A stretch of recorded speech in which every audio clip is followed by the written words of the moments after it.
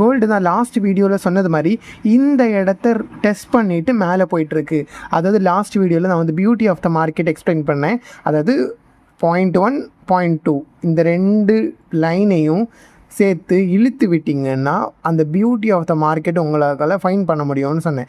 So நான் சொன்னது மாதிரியே அந்த 4th டச் 1 2 3 4 இந்த 4th டச்சில் நான் சொன்னது மாதிரி அது மேலே பார்த்து போய்கிட்டு இருக்குது. அது உங்களுக்கே தெரியும் கரெக்டாக.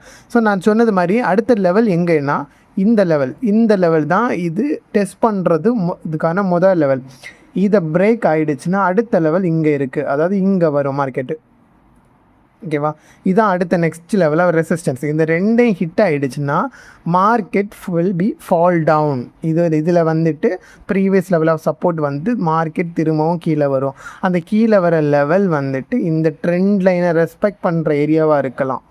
சம்டைம்ஸ் இந்த ட்ரெண்ட் லைனை பிரேக் ஆகிடுச்சுன்னா எகெயின் கீழே போக ஸ்டார்ட் ஆகும், மார்க்கெட் எகெயின் ஃபால் ஆக ஸ்டார்ட் ஆகும். அதாவது அமெரிக்கா ஈரானுக்கான வார் எஸ்கலேட் ஆகிட்டே இருக்குங்கிறத நம்ம இதிலேருந்து புரிஞ்சுக்கலாம்.